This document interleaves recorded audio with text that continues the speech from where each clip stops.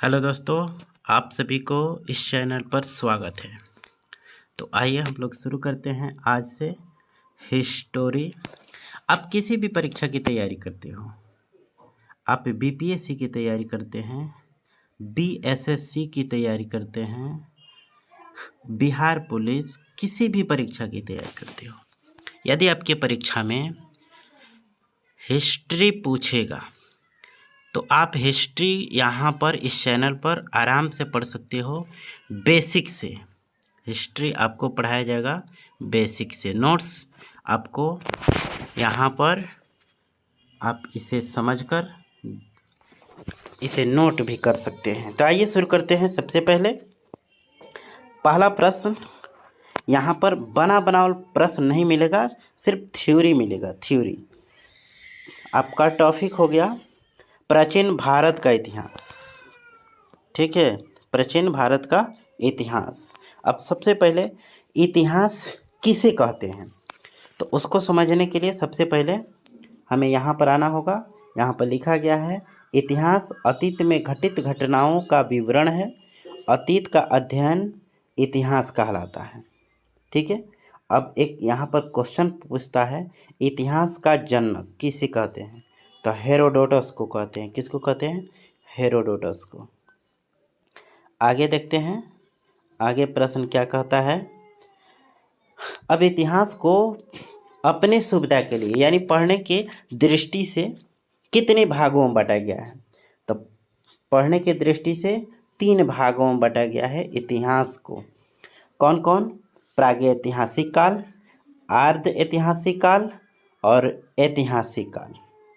यहाँ से बीपीएससी में एक क्वेश्चन बना था, यही क्वेश्चन प्रागैतिहासिक वाला क्वेश्चन। पहले थ्योरी समझ लेते हैं, उसके बाद क्वेश्चन को देखेंगे।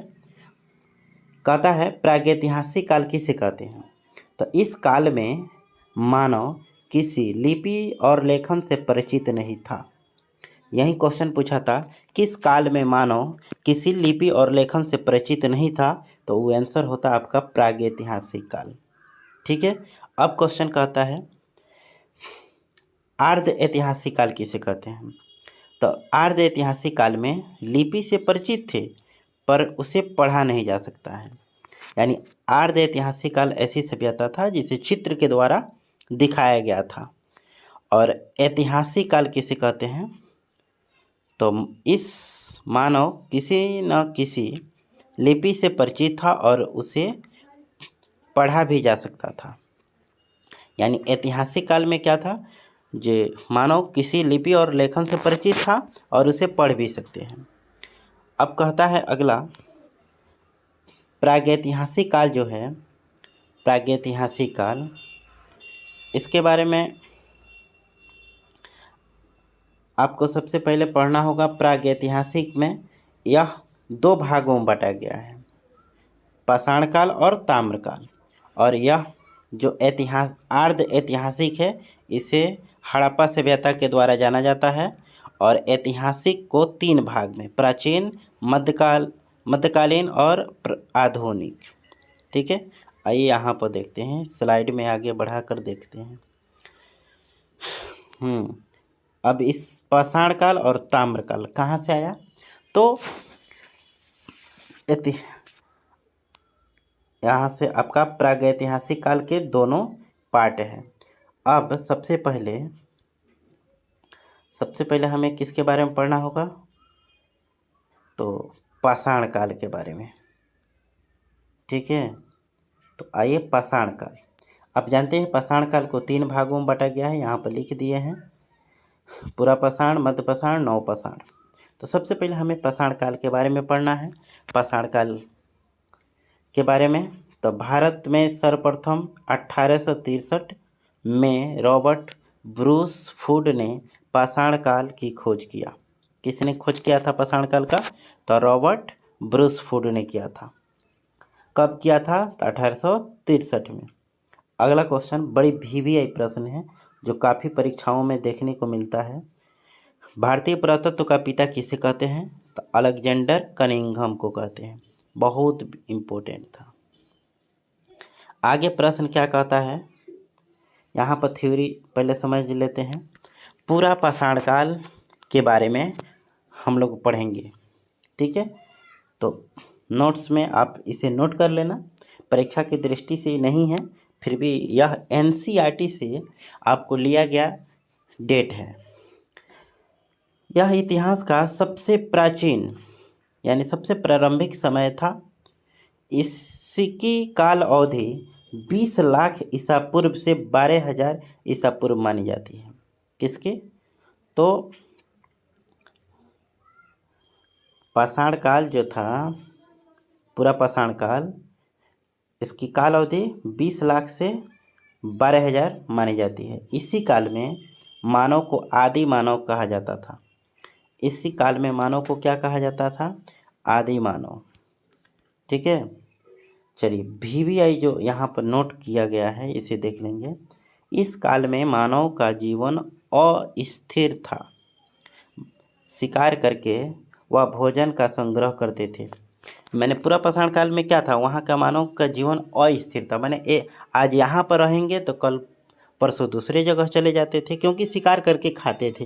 तो जहाँ शिकार मिलता था वहाँ पर जाते थे, शिकार करते थे, खाना खाते थे। और इन्हीं लोगों को, इस समय का मानव को क्या कहा जाता था? खानाबदोश, ठीक है। आदि मानव, खानाबदोश, जीवन अस्थिर, ये तीनों बहुत इम्पोर्टेंट हैं। और इस वीडियो का सबसे इम्पोर्टेंट लाइन यही है, यही। इस समय मानव की सबसे बड़ी उपलब्धि क्या थी? आग की खोज। क्या था? आग की खोज, यही बहुत इम्पोर्टेंट है। इस वीडियो का सबसे इम्पोर्टेंट लाइन था। चलिए आगे बढ़ते हैं।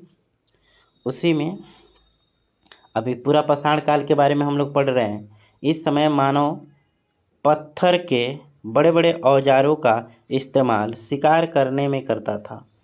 अगला कहता है यह VVI पर्सन है, ये VVI है, ठीक है। इसमें से एक क्वेश्चन गारंटेड है, किसी भी आप परीक्षा की तैयारी करते हो, बहुत इम्पोर्टेंट है। इसी काल में मनुष्य ने सर्वप्रथम चित्रकारी करना प्रारंभ किया। भीमबेटका की गुफा में इस काल के चित्र देखने को मिला है। अब भीमबेटका की गुफा कहाँ है? तब मध्य प्रदेश में, ठीक है। आगे आइए। अब अगला टॉपिक मेरा है मध्य पाषाण काल। मध्य पाषाण काल के बारे में, यह काल पूरा पाषाण काल और नव पाषाण काल के बीच का संक्रमण काल था। इसकी काल अवधि 12,000 से 10,000 ईसा पूर्व मानी जाती है। इसमें पढ़ेंगे, इस काल के मानव ने पशुपालन करना प्रारंभ किया। क्या शुरू किया? पशुपालन। दूसरा, इस काल में काल या समय बात एक होता है। मनुष्य ने छोटे छोटे नोकीले हथियारों का प्रयोग करना शुरू किया, जिसे छोटे हथियारों को माइक्रोलिथ कहा जाता है। बड़ी इम्पोर्टेंट है VVI, माइक्रोलिथ वाला बहुत इम्पोर्टेंट है, इसे आप एक बार देख लेंगे, ठीक है, बहुत इम्पोर्टेंट है। आगे आइए। मनुष्य द्वारा पाला गया सबसे पहला जानवर क्या था? कुत्ता था। वाह, देख रहे हो, इतना इम्पोर्टेंट नोट्स है जी, क्या बताएं। चलिए आते हैं। अब अगला टॉपिक मेरा है नव पाषाण काल। इसकी कालावधि 10,000 से 3,000 ईसा पूर्व मानी जाती है। और अब तक कृषि करना मनुष्य शुरू कर दिया था नहीं? तो यहाँ पर देख सकते हो, इस काल में मानव ने अस्थाई आवास बना लिया। इस काल में मनुष्य क्या किया? अस्थाई आवास बना लिया। इस समय मनुष्य ने कृषि करना प्रारंभ कर दिया और साथ ही विधिवत पशुपालन करना भी शुरू कर दिया था। और इसका सबसे इम्पोर्टेंट, या अगर टॉपिक पढ़ रहे हो तो इसमें सबसे इम्पोर्टेंट यही है, पहिए का इस्तेमाल। पहिए की खोज मनुष्य के द्वारा इसी काल में किया गया। पूछता है पहिए का आविष्कार किस काल में हुआ? तो नव पाषाण। पहिया नया होता है, आग पुराना होता है, आग पूरा होता है।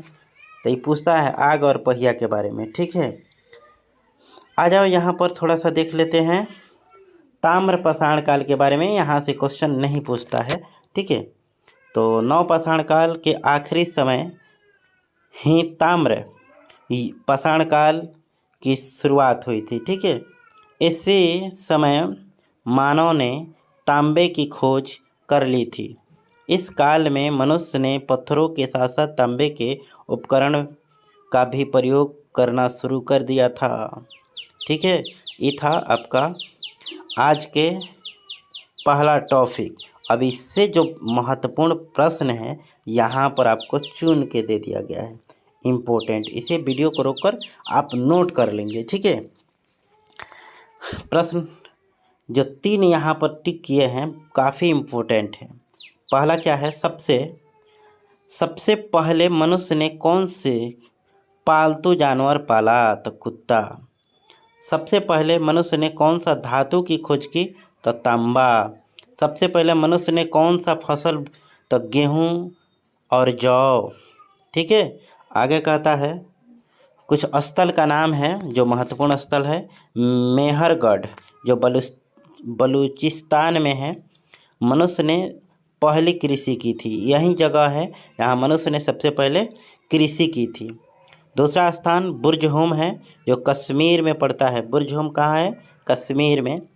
यहाँ पर मनुष्य ज़मीन के अंदर गड्ढा बनाकर ज़मीन के अंदर खोद कर गड्ढा बनाकर, जिसे गर्त आवास कहते हैं, में रहता था। और यहाँ पर मनुष्य के साथ कुत्ते को दफनाए जाने का प्रमाण मिला है। यहाँ पर किसका प्रमाण मिला है? कुत्ते का। मनुष्य पहले क्या होता था, जो पालतू जानवर कुत्ता होता था ना, उसी के साथ उसके दफना दिया जाता था। अब है कोल्डिहुआ जो उत्तर प्रदेश में है। कोल्डिहुआ कहाँ है? उत्तर प्रदेश। यहाँ पर सबसे पहले चावल के प्रमाण मिले थे। ठीक है, आगे आ जाओ। भीमबेटका जो मध्य प्रदेश में है। भीमबेटका की गुफा में मनुष्य द्वारा बनाए गए सबसे पहले शैल चित्र का प्रमाण यहीं से मिला है। तो 1, 2, 3 और 4 काफ़ी 4 जगह जो है काफ़ी चर्चित है। इसे तो निश्चित याद कर लेना चाहिए। चलिए फिर मिलते हैं अगले वीडियो में। आज के लिए इतना ही। धन्यवाद, नमस्कार, जय हिंद, भारत माता की जय।